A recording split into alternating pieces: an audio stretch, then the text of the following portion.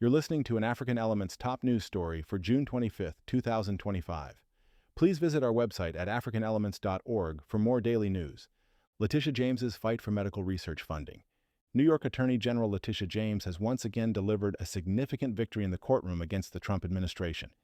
This time, the battle centered on crucial medical research funding, a fight that holds deep importance for communities across the nation, especially for Black and other marginalized populations who often bear the brunt of health disparities. The Attorney General announced her triumph on June 23, 2025, marking a pivotal moment for scientific progress and health equity. The U.S. District Court for the District of Massachusetts ruled that the administration's cuts to National Institutes of Health funding were illegal and void. This ruling is more than just a legal win. It is a powerful affirmation that medical research, particularly that which addresses the needs of diverse communities, cannot be arbitrarily undermined. The court's decision means that millions of dollars in previously approved research grants will be restored, ensuring that vital studies can continue. For Black communities, this is particularly impactful, as many of the targeted projects focused on areas like diversity, equity, and inclusion, LGBTQ+ health, and vaccine hesitancy, all of which are critical for understanding and addressing health challenges within our populations. To truly grasp the significance of this victory, it is important to understand what the National Institutes of Health is and its vital role. The NIH stands as the primary U.S. federal agency responsible for conducting and supporting medical research. It is, in fact, the world's largest public funder of biomedical research, driving discoveries that improve health and save lives globally. The work funded by the NIH spans a vast array of health issues, from cancer and heart disease to infectious diseases and mental health. Research grants are the lifeblood of scientific progress, representing financial awards provided by institutions like the NIH to support specific scientific projects. These grants are absolutely crucial for funding the personnel, equipment, and resources needed to conduct complex medical research. When these grants are cut, it is not just about numbers on a ledger. It means that promising studies are halted, researchers lose their jobs, and potential breakthroughs that could benefit all of us, especially those in underserved communities, are delayed or never realized. The Trump administration began terminating these research grants in late February 2025, claiming they no longer met agency priorities. The lawsuit challenging these cuts was not a solitary effort. In April 2025, Attorney General James joined a powerful coalition of 15 other attorneys general from across the nation in suing the Trump administration. This widespread opposition underscored the severity of the administration's actions and the broad concern among state leaders about the impact on public health and scientific integrity. The lawsuit was a direct response to the administration's termination of millions of dollars in grant funding for previously approved research projects. The projects targeted by these cuts were not random. They included those focused on diversity, equity, and inclusion, LGBTQ+ health, and vaccine hesitancy. DEI initiatives are efforts aimed at promoting fair treatment, equal opportunity, and representation for marginalized groups within various sectors, including research and academia. For Black communities, research into DEI and health disparities is absolutely essential.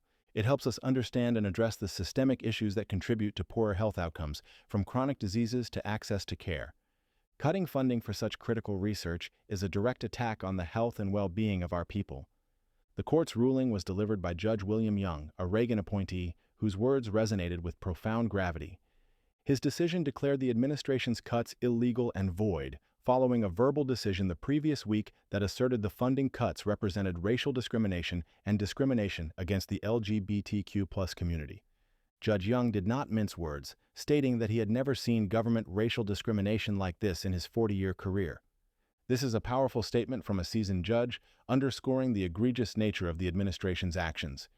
Furthermore, Judge Young found no evidence that the DEI initiatives in question were supporting unlawful discrimination. He challenged the administration directly, asking for any proof that any particular grant or group of grants was being used to support unlawful discrimination on the basis of race. From what he could see, it was the reverse. This judicial rebuke highlights that the cuts were not based on merit or legal grounds, but rather on discriminatory intent. For Black communities, this ruling is a crucial reminder that efforts to promote equity are often met with resistance, and that legal protections are vital to ensure our progress is not rolled back.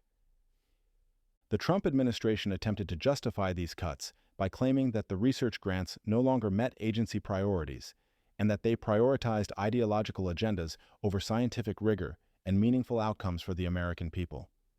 This framing suggests a deliberate attempt to redirect federal resources away from research that supports diversity and inclusion, labeling it as ideological rather than essential scientific inquiry.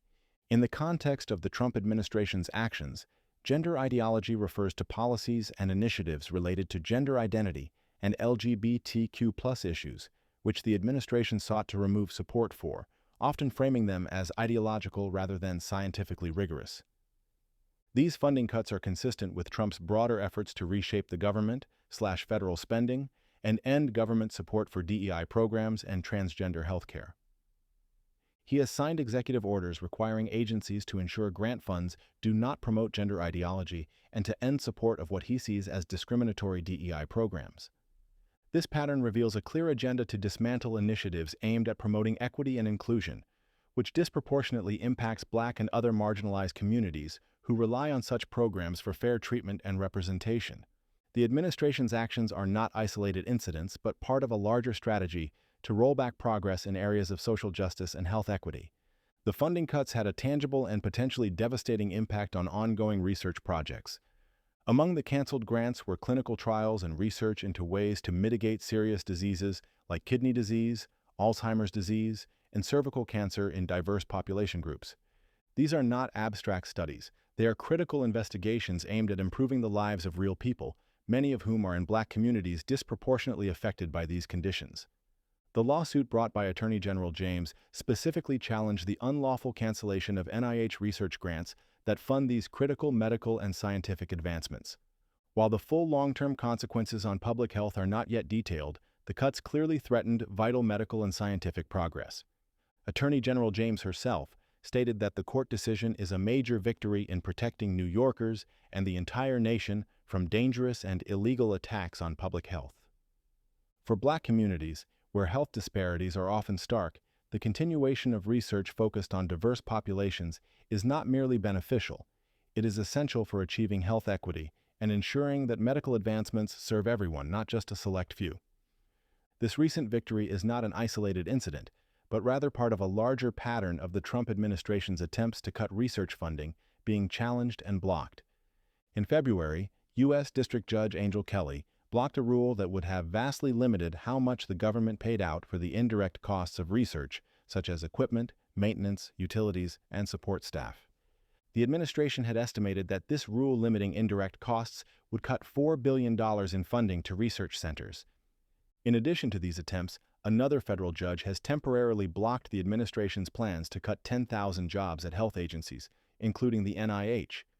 These repeated attempts to slash funding and jobs within critical health and research institutions demonstrate a consistent effort to undermine the very infrastructure that supports public health and scientific inquiry.